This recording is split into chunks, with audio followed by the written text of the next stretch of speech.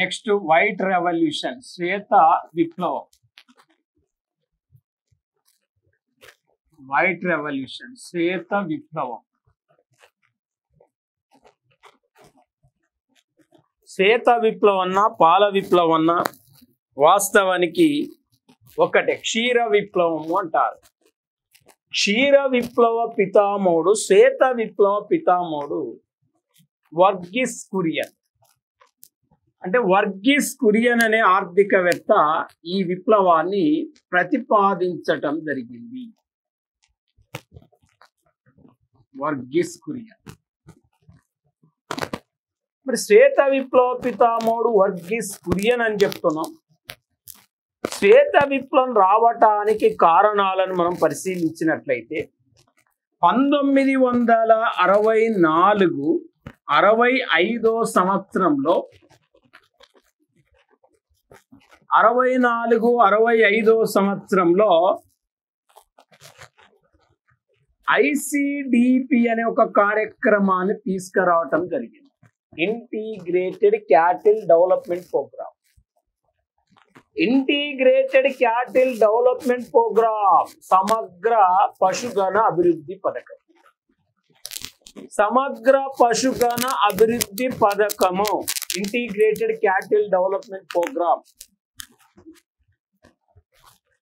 మరి ఇలాంటి సమగ్ర పశుగణ అభివృద్ధి పథకాన్ని 1964-1965 సంవత్సరంలో ప్రవేశపెట్టడం జరిగింది. మరి 64-65లో ప్రవేశపెట్టారు సమగ్ర పశుగణ అభివృద్ధి పథకం అని చెప్తారు. అంటే ఈ పథకం కింద చిన్న రైతులకు, సన్నకారు రైతులకు, అంటే చిన్న సన్నకారు రైతులకు మెయిన్గా వ్యవసాయంతో పాటు వ్యవసాయ అనుబంధ వృత్తులైన గేదెల పెంపకం కోసం ఈ ఇంటిగ్రేటెడ్ క్యాటిల్ డెవలప్మెంట్ ప్రోగ్రామ్ అనే ఒక పథకాన్ని ప్రవేశపెట్టారు. అయితే ఇది పాల ఉత్పత్తి పెంచడానికి దారితీసింది, పాల ఉత్పత్తి పెంచడానికి దోహదపడ్డది. తర్వాత 1970 సంవత్సరంలో నేషనల్ డైరీ డెవలప్మెంట్ బోర్డ్, అంటే నేషనల్ డైరీ డెవలప్మెంట్ బోర్డు, జాతీయ పాడి పరిశ్రమ అభివృద్ధి సంస్థ. మరి ఈ నేషనల్ డైరీ డెవలప్మెంట్ బోర్డు, జాతీయ పాడి పరిశ్రమ అభివృద్ధి సంస్థను 1970 సంవత్సరంలో గుజరాత్ రాష్ట్రంలో ఆనంద్ పట్టణంలో ఏర్పాటు చేయటం జరిగింది. అంటే గుజరాత్ రాష్ట్రంలోని ఆనంద్ పట్టణంలో నేషనల్ డైరీ డెవలప్మెంట్ బోర్డును ఏర్పాటు చేశారు. మరి ఈ నేషనల్ డైరీ డెవలప్మెంట్ బోర్డును 1970లో ఏర్పాటు చేశారు. గుజరాత్ రాష్ట్రంలో ఆనంద్ పట్టణంలో దీన్ని ఏర్పాటు చేయటం జరిగింది. అయితే మరి జనరల్గా మనం పరిగణలోకి తీసుకుంటే, జనరల్గా మనం స్టడీ చేస్తే, మనం అధ్యయనం చేస్తే, ఇది కూడా పాల ఉత్పత్తికి పెరగడానికి దోహదపడ్డది. తర్వాత 1970లో ఆపరేషన్ ఫ్లడ్ను చేపట్టడం జరిగింది. ఆపరేషన్ ఫ్లడ్ అనే ఒక కార్యక్రమాన్ని తీసుకొచ్చారు. ఆపరేషన్ ఫ్లడ్ అంటే ఆపరేషన్ ఫ్లడ్ 1970లో తీసుకొచ్చారు. ఆపరేషన్ ఫ్లడ్ దేనికి సంబంధించింది అంటాడు. మరి ఆపరేషన్ ఫ్లడ్ దేనికి సంబంధించిందంటే పాల ఉత్పత్తి పెంచడానికి సంబంధించి. ఆపరేషన్ ఫ్లడ్ ని వాస్తవానికి 3 దశలు అమలు చేశారు. 1971 నుంచి 80 వరకు మొదటి దశ, 81 నుంచి 85 వరకు రెండో దశ, 1985 నుండి 1996 వరకు మూడవ దశ. అంటే 71 నుంచి 80 వరకు మొదటి దశ, 81 నుంచి 85 వరకు రెండో దశ, 85 నుండి 96 వరకు మూడో దశ. అంటే ఆపరేషన్ ఫ్లడ్ ఇవాళ మన దేశంలో పాల ఉత్పత్తి పెంచడానికి దోహదపడ్డది, పాల ఉత్పత్తి పెరగడానికి దారి తీసింది అని చెప్తున్నాం. మరి ఇక్కడ 64, 65లో ఐసిడిపి కార్యక్రమం, 70లో ఎన్డిడిబి కార్యక్రమం, 70లో ఆపరేషన్ ఫ్లడ్ అనే ఒక కార్యక్రమం తీసుకొచ్చారు. ఏ ఉద్దేశంతో అంటే పాల ఉత్పత్తి. ఇవన్నీ కూడా మన దేశంలో క్షీర విప్లవం రావటానికి, శ్వేత విప్లవం రావటానికి పునాది వేసినాయి. అయితే 2000 సంవత్సరంలో నేషనల్ బఫెల్లో బ్రీడింగ్ సెంటర్లు తీసుకొచ్చారు. నేషనల్ బఫెల్లో బ్రీడింగ్ సెంటర్ ఎప్పుడైతే వచ్చిందో, ఈ నేషనల్ బఫెల్లో బ్రీడింగ్ సెంటర్ వచ్చిన తర్వాత 2001 నుంచి భారతదేశం పాల ఉత్పత్తిలో మొదటి స్థానం. అంటే 2001 నుంచి భారతదేశం పాల ఉత్పత్తిలో మొదటి స్థానము అని చెప్తున్నాం. మరి చూడండి, జాతీయ అంటే national buffalo breeding centre, national buffalo breeding centre. ఇది ఈ నేషనల్ బఫెల్లో బ్రీడింగ్ సెంటర్ కూడా పాల ఉత్పత్తి పెరగటానికి దోహదపడ్డది అని చెప్తాం. మరి ఇప్పుడు జనరల్ గా మనం ఒక్కసారి చూస్తే, స్టడీ చేస్తే, అధ్యయనం చేస్తే అది మరి జనరల్ గా మనం ఇవన్నీ కూడా పాల ఉత్పత్తి పెరగడానికి దారితీసిన అంశాలు. ఇప్పుడు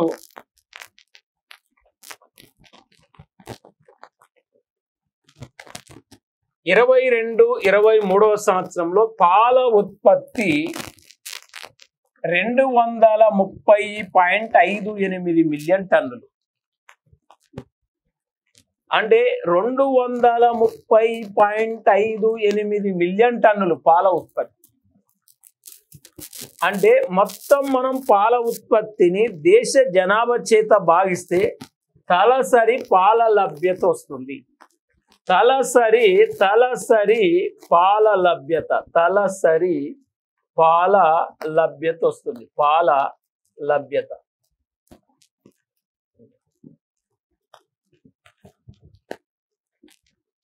మరి తలసరి పాల లభ్యత, per capital availability of milk. ఈ తలసరి పాల లభ్యత 22-23లో 459 గ్రాములు, 459 గ్రామ్స్ ఉంది తలసరి పాల లభ్యత. 459 గ్రాములు ఉంటే 23-24 సంవత్సరంలో తలసరి పాల లభ్యత 239.30 మిలియన్ టన్నులు. 239.30 మిలియన్ టన్నులు. అంటే total milk production India according to 2023-24 239.30 million tons.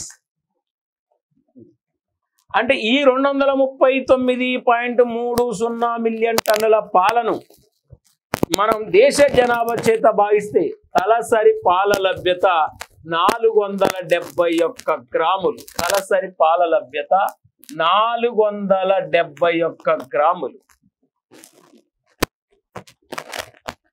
మరి తలసరి పాల లభ్యత 471 గ్రాములు తలసరి పాల లభ్యత. ఇది మరి ఇక్కడ మనం ఇది గుర్తుపెట్టుకోవాలి. తలసరి పాల లభ్యత, తలసరి పాల లభ్యత ఎక్కువగా పంజాబ్, హర్యానా రాష్ట్రంలో ఉంది.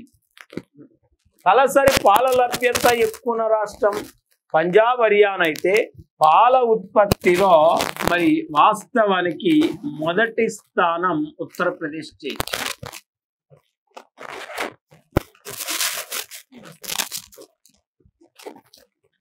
రెండవ స్థానం రాజస్థాన్,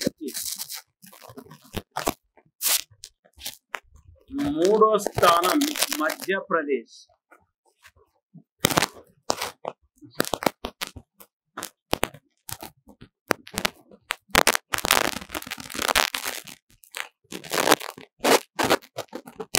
నాలుగో స్థానం గుజరాత్,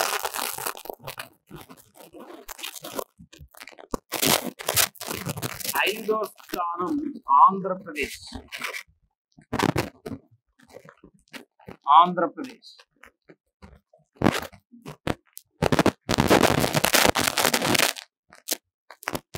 అంటే ఇక్కడ మనకు తలసరి పాల లభ్యత ఎక్కువ ఉన్నది మాత్రం పంజాబ్ హర్యానా స్టేట్లు. ఇక్కడ మనకు వాస్తవానికి మన దేశంలో పాలను ఎక్కువగా ఉత్పత్తి చేసే రాష్ట్రాలంటే నెంబర్ 1 ఉత్తరప్రదేశ్ చేయాలి, నెంబర్ 2 రాజస్థాన్ స్టేట్ చేయాలి, నెంబర్ 3 మధ్యప్రదేశ్ స్టేట్ చేయాలి, నెంబర్ 4 గుజరాత్ స్టేట్ చేయాలి, నెంబర్ 5 ఆంధ్రప్రదేశ్ స్టేట్ చేయాలి. అంటే ఇవి ఫస్ట్ పాల ఉత్పత్తిలో ఫస్ట్, ఇది సెకండ్, ఇది థర్డ్, ఇది 4th, ఇది 5th. 1 2 3 4 5 1 2 3 4 5. మరి ఇవి పాలను ఎక్కువగా ఉత్పత్తి చేసే రాష్ట్రాలు. భారతదేశం మాత్రం పాల ఉత్పత్తిలో మొదటి స్థానం. మరి తలసరి పాల లభ్యత ఎంత అని చెప్పిన 471 గ్రాములు అని చెప్పిన.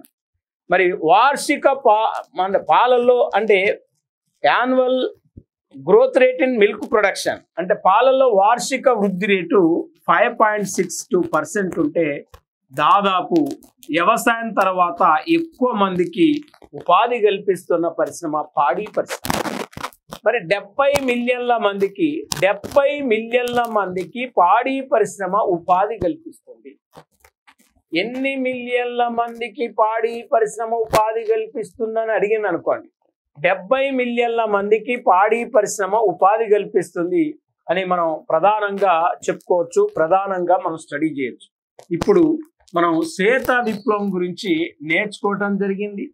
శ్వేత విప్లవం తర్వాత మనం స్టడీ చేస్తే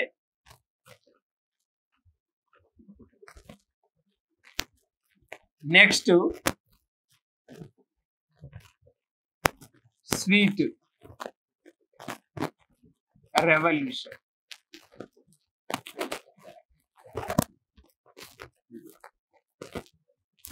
తీపి విప్లవం,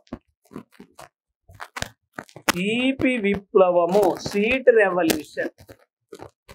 నేను తీపి విప్లవం అంట. తేనెలో వచ్చిన విప్లవాన్ని స్వీట్ రెవల్యూషన్ అంటారు. హనీలో వచ్చిన విప్లవాన్ని స్వీట్ రెవల్యూషన్ అంటారు. మరి జనరల్ గా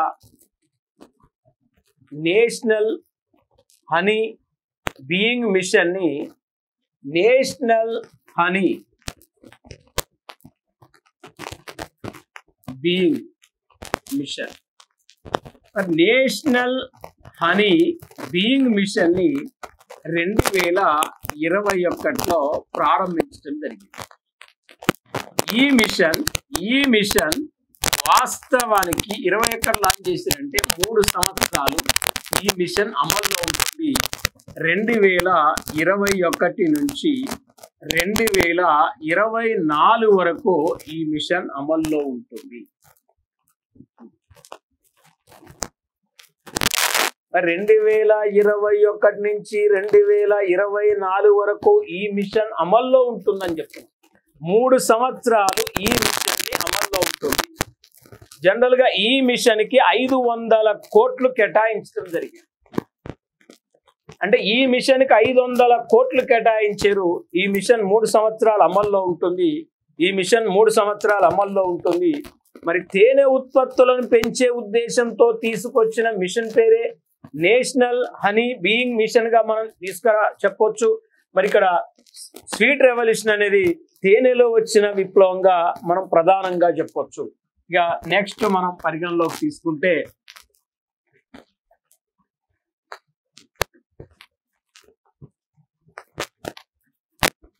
పర్పుల్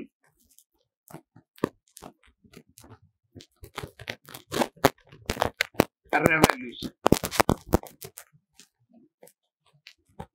పర్పుల్ రెవల్యూషన్ అంటే ఉదా విప్లవం పర్పుల్ రెవల్యూషన్ అంటే ఉదా విప్లవం. దీన్ని మనం పర్పుల్ రెవల్యూషన్ గా మనం పరిగణిస్తున్నాం. 2024 జనవరి 26వ తారీఖు నాడు మరి రిపబ్లిక్ డే రోజు నరేంద్ర మోడీ ఈ విప్లవాన్ని అనౌన్స్ చేయటం జరిగింది. అంటే 2024 జనవరి 26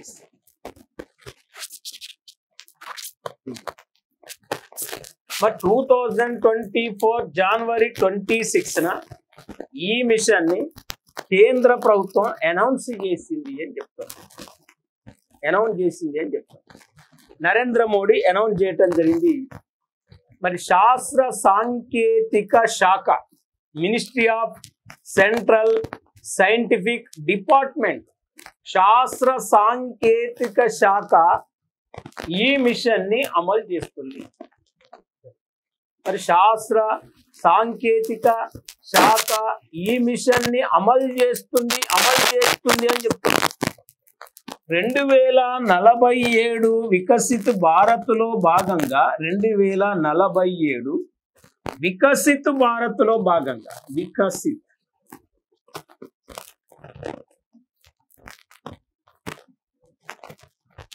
వికసిత్ భారత్ లో భాగంగా అంటే 2047 వికసిత్ భారత్ లో భాగంగా ఈ పర్పుల్ రెవల్యూషన్ ని అనౌన్స్మెంట్ చేయటం జరిగింది.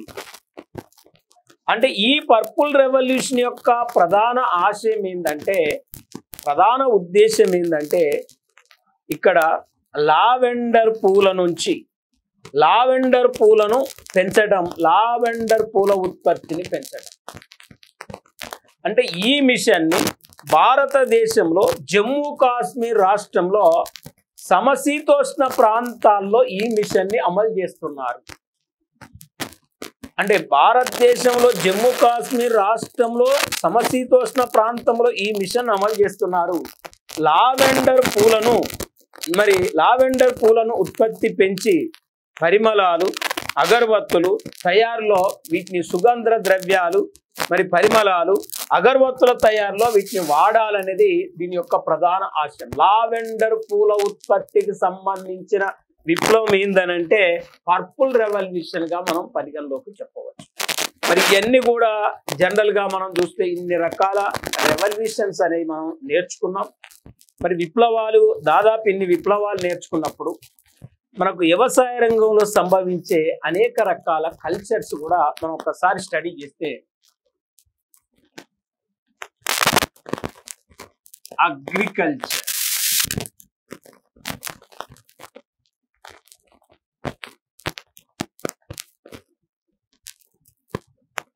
Horticulture,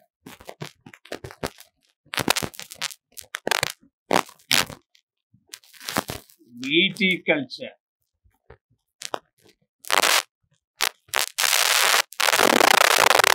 aquaculture,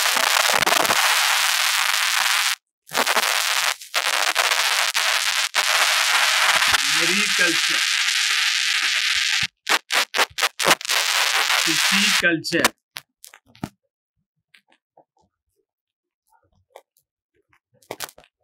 pisciculture, agriculture, horticulture, viticulture, aquaculture, mariculture, pisciculture,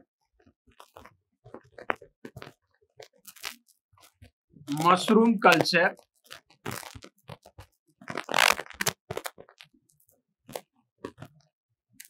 tissue culture,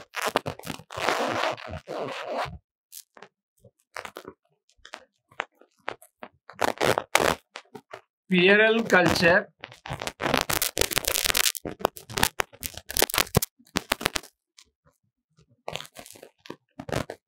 vermi culture,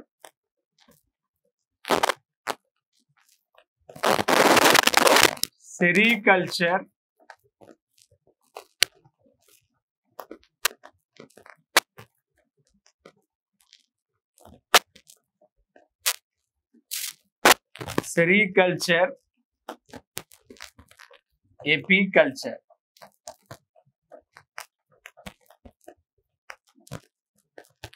ఇవి టైప్స్ ఆఫ్ కల్చర్స్. అగ్రికల్చర్ అంటే నేలను సాగు చేయటాన్ని అగ్రికల్చర్ అంటారు. నేలను దున్నటాన్ని అగ్రికల్చర్ అంటారు. రకరకాల పంటలు పండించడం కోసం. హార్టికల్చర్ అంటే ఉద్యానవన పంటల సాగు. మరి ఉద్యానవన తోటలను పెంచడాన్ని హార్టికల్చర్ అంటాం. వాస్తవానికి ఉద్యానవన తోటలు అంటే పండ్లు కానీ, పూలు కానీ, కూరగాయలు కానీ, సుగంధద్రవ్యాలు కానీ, ఆయిల్ ఫామ్ కానీ, ఔషధ మొక్కలు కానీ, ఎన్నిటి సాగుకు సంబంధించిన దాన్ని మనం ఏమంటాం అంటే హార్టికల్చర్ అంటాం. వీటికల్చర్ అంటే ద్రాక్ష తోటల పెంపకం. అంటే ద్రాక్ష తోటలు పెంచడాన్ని వీటికల్చర్ గా పరిగణిస్తాం. మరి ఆక్వాకల్చర్ అంటే రొయ్యల సాగు. రొయ్యలను సాగు చేయటాన్ని, రొయ్యలను పెంచడాన్ని ఆక్వాకల్చర్ అంటారు. మెరీకల్చర్ అంటే చేపలు పెంచడాన్ని మెరీకల్చర్ అంటారు. మంచి నీళ్ళల్లో చేపలు పెంచడాన్ని మెరీకల్చర్ అంటారు. వాస్తవానికి చేపలను పెంచడాన్ని పిసికల్చర్ అంటారు. మరి చేపలను పెంచడాన్ని పిసికల్చర్ అంటారు. రొయ్య అంటే మంచినీళ్ళల్లో చేపలు పెంచడాన్ని మెరీకల్చర్ అంటారు. మరి పుట్టగొడుగులను పెంచడాన్ని మష్రూమ్ కల్చర్ అంటారు. పుట్టగొడుగులను పెంచడాన్ని మష్రూమ్ కల్చర్ అంటారు. టిష్యూ కల్చర్ పరీక్ష నాళికల్లో మొక్కలు పెంచడాన్ని టిష్యూ కల్చర్ అంటారు. మరి పియరల్ కల్చర్ అంటే ఆలు చిప్పల పెంపకము. మరి ఆలు చిప్పలను పెంచడాన్ని పియరల్ కల్చర్ అంటారు. వర్మీ కల్చర్ అంటే వానపాములను పెంచడాన్ని వర్మీ కల్చర్ అంటారు. తర్వాత సెరికల్చర్ పట్టు పురుగులను పెంచడాన్ని సెరికల్చర్ అంటారు. మరి పట్టు పురుగులు పెంచడాన్ని సెరికల్చర్ అన్నారు. ఎపికల్చర్ అనగా ఎపికల్చర్ అంటే వాస్తవానికి మనం చూస్తే తేనెటీగల పెంపకాన్ని ఎపికల్చర్ అంటారు. తేనెటీగలు పెంచడాన్ని ఎపికల్చర్ అంటారు. మరి ఇక్కడ లేటెస్ట్ గా కేజీ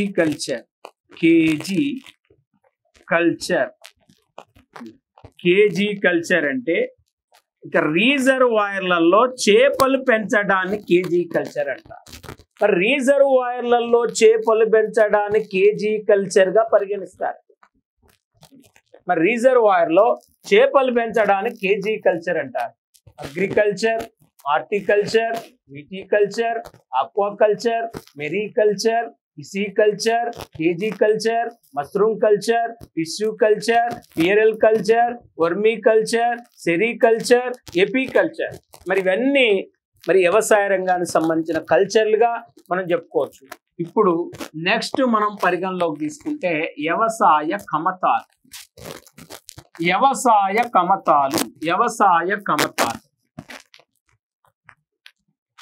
ల్యాండ్ హోల్డింగ్, వ్యవసాయ కమతం. మరి వ్యవసాయ కమతము, ల్యాండ్ హోల్డింగ్ అంటే వ్యవసాయదారుడు సాగు చేసే భూమిని, వ్యవసాయదారుడు సేద్యం చేసే భూమిని వ్యవసాయ కమతం అంటారు. మరి వ్యవసాయదారుడు సాగు చేసే భూమిని, వ్యవసాయదారుడు సేద్యం చేసే భూమిని వ్యవసాయ కమతం అంటారు. మరి వాస్తవానికి మనం జనరల్ గా చూస్తే వ్యవసాయ కమతాల సమాచారం ప్రతి 5 సంవత్సరాలకు ఒకసారి సేకరిస్తారు. మొదటిసారిగా వ్యవసాయ కమతాల సమాచారం 1970-71లో సేకరించటం జరిగింది. మరి జనరల్ గా మనం ఒక్కసారి చూస్తే వ్యవసాయ కమతాల సమాచారం ప్రతి 5 సంవత్సరాలకు ఒకసారి సేకరిస్తారు. మొదటిసారిగా వ్యవసాయ కమతాల సమాచారం 1970-71లో సేకరించడం జరిగింది. మరి కేంద్ర వ్యవసాయ మంత్రిత్వ శాఖ ఆధ్వర్యంలో వ్యవసాయ కమతాల సమాచారం సేకరిస్తారు. మరి వ్యవసాయ కమతాన్ని బట్టి, సాగు భూమిని బట్టి, సేద్య భూమిని బట్టి వాస్తవానికి రైతులు 5 రకాలు. ఒకటి మార్జినల్ ఫార్మర్,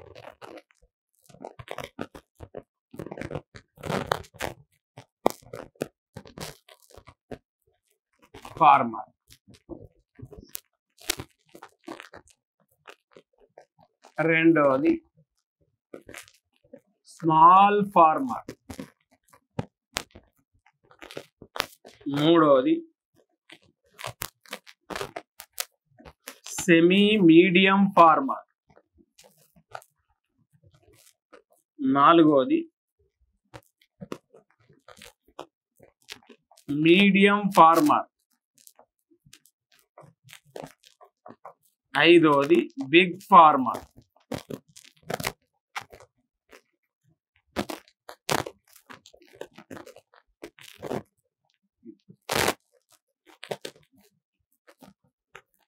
అంటే ఉపాంత రైతులు, చిన్న రైతులు, మధ్య కంటే తక్కువ రైతులు, మధ్య కంటే ఎక్కువ రైతులు, పెద్ద రైతులు. మరి ఇక్కడ ఉపాంత రైతులు, చిన్న రైతులు, మధ్య కంటే తక్కువ రైతులు, మధ్య కంటే ఎక్కువ రైతులు, పెద్ద రైతులు అని చెప్తున్నాం. ఉపాంత రైతులు అంటే 1 హెక్టార్ కంటే తక్కువ భూమి ఉన్న రైతులు. 1 హెక్టార్ బిలో, 1 హెక్టార్ బిలో.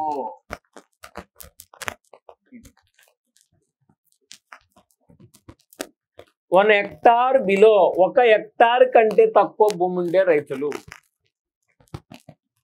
మరి 1 హెక్టార్ కంటే ఎక్కువ, 1 హెక్టార్ ఎబో, 1 హెక్టార్ ఎబో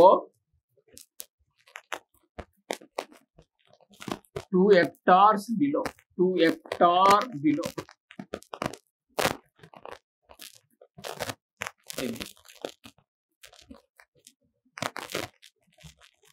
అంటే 1 hectare above 2 hectare below మనం చూస్తే 1 hectare below, 1 hectare above 2 hectare below. 1 hectare అంటే 2.5 ఎకరాలు.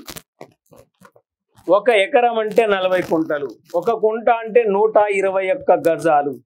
అంటే ఒక ఎకరానికి 4840 గజాలు. మరి ఏ రైతు అయితే 2.5 ఎకరాల కంటే తక్కువ భూమి ఉంటుందో ఆయనని ఉపాంత రైతు, మార్జినల్ ఫార్మర్ అంటారు. ఉపాంత రైతు అన్నా,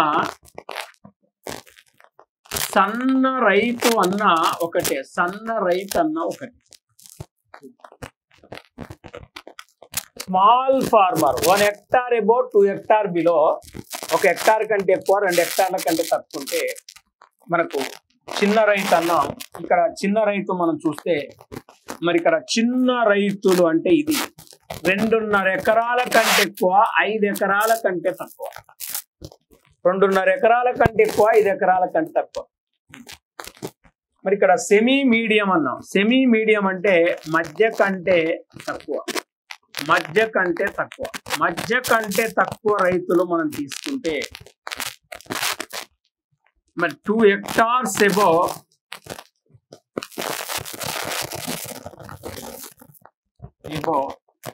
4 hectares below, 4 hectares below. మధ్య కంటే తక్కువ రైతు. 2 hectares above, 4 hectares below మధ్య కంటే తక్కువ రైతు. మరి మీడియం అంటే వాస్తవానికి మధ్య కంటే ఎక్కువ రైతులు. మధ్య కంటే ఎక్కువ రైతులని ఎవరిననాలి? మధ్య కంటే ఎక్కువ అని ఎవరిననాలి అంటే 4 hectares above, 4 hectares above 10 hectares below ఉంటే, 10 hectares below ఉంటే వాళ్ళని మధ్య కంటే ఎక్కువ రైతులు అనాలి. మధ్య కంటే ఎక్కువ రైతులు అనాలి. మరి ఇక బిగ్ ఫార్మర్ అని ఎవరిననాలి అంటే 10 హెక్టార్ల కంటే ఎక్కువ, 10 hectares above, 10 hectares above, 10 hectares above. 10 హెక్టార్ల కంటే ఎక్కువ అంటే 1 హెక్టార్ అంటే 2.5 ఎకరాలు. 10 హెక్టార్ల కంటే ఎక్కువ అంటే దాదాపు 25 ఎకరాల కంటే ఎక్కువ భూమి ఉంటే, 25 ఎకరాల కంటే ఎక్కువ భూమి ఉంటే పెద్ద రైతులు అంటారు. మరి 25 ఎకరాల కంటే ఎక్కువ భూమి ఉంటే పెద్ద రైతులు అంటారు. మరి ఇక్కడ చూడండి, వ్యవసాయం అంటే వ్యవసాయ కమతం, సాగు చేసే సేద్య భూమిని వ్యవసాయ కమతం అంటారు. సేద్య భూమిని బట్టి రైతులు 5 రకాలు.